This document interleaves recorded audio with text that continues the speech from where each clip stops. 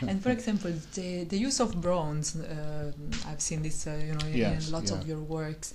Is there, let's say, any of the bronze that you have realized that is, let's say, your favorite one, for example? I have a lot of favorites. I think the one that I love the most is, and usually I work from life, and they represent a real person, and usually a person of today, a contemporary person. But probably the one that I love most is Mata Hari, Yeah. because Beautiful. and this is a woman who lived during the First World War, and she was Dutch actually, and she was tried as a spy and executed by the French.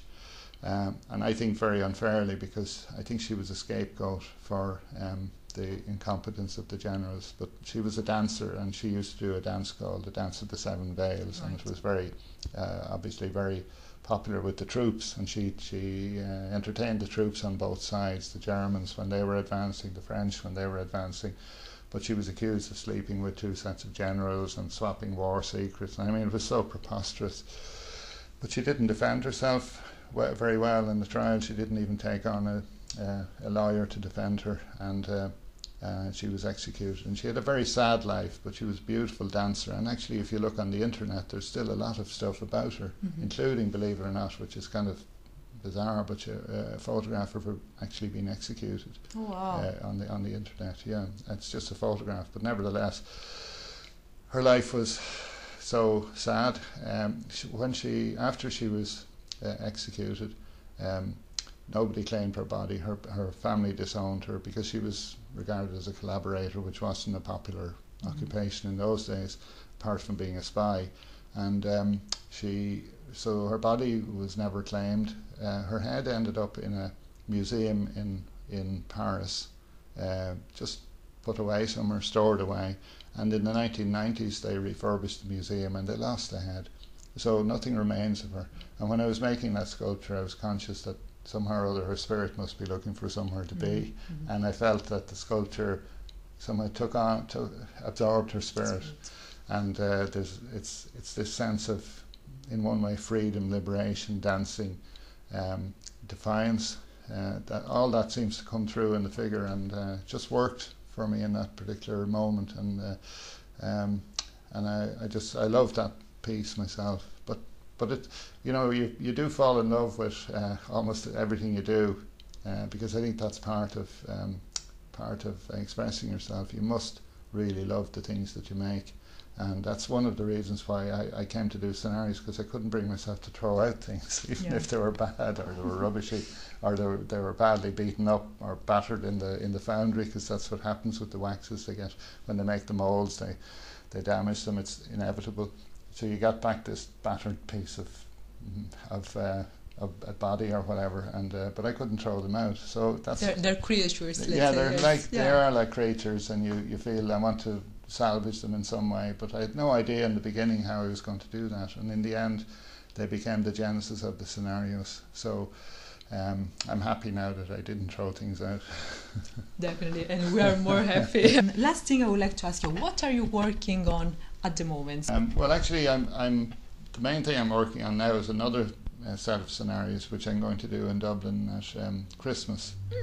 And it's about it's various things that happen at Christmas, and it will, for example, one is Christmas morning, and so it's a family or maybe two families in a house, and it's they wake up on Christmas morning, and what happens. And I mean, again, we've all had this wonderful experience of coming down the stairs and Santa and so on and so on, but maybe other things will creep into it. I'm still, it's still evolving in my mind, but the idea is that it's Christmas morning, and this beautiful feeling and beautiful sense of excitement and so on, and especially with children, and the effect that has on adults as well. So that's one.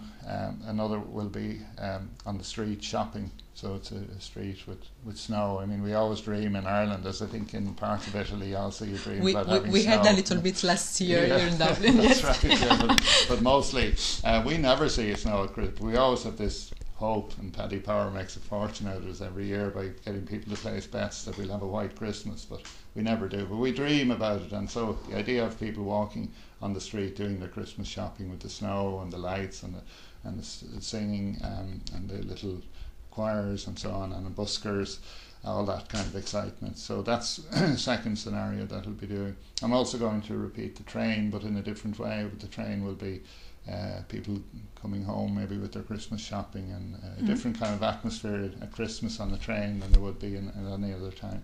And even the bathroom I'm going to do, but that could be a girl who's come back from the party and she's thrown all her clothes on the chair and she's in the bath just luxuriating and thinking about the party or whatever. And then I think we're going to repeat the catwalk again, but with maybe a different clothes. Obviously the fashions have been changing as we go along, and more evening wear maybe. Yes, exactly. And I think that the Elaine Chapman, who has done a lot of these costumes for me, she's done a fantastic job on that. So I don't even know exactly what they're going to be wearing, but by that time I'll know, and I think that's going to be another exciting big surprise. So and it's going to be it's something that children, but adults, and it's I don't want people to think of it as kind of a toyland or something, because it is art, but also I think the lovely thing about the scenarios is that children can relate. Definitely. You don't need a professor of art or whatever to interpret it for you or write, this is what it means. You can go and take your own meaning from it, and in many ways this will be very easy to interpret. In other ways I hope there will be messages below the surface that will help people to think more deeply about Christmas, about their lives, about. And in Ireland at the moment we need an excuse to enjoy ourselves, so hopefully it'll be enjoyable too. Yeah.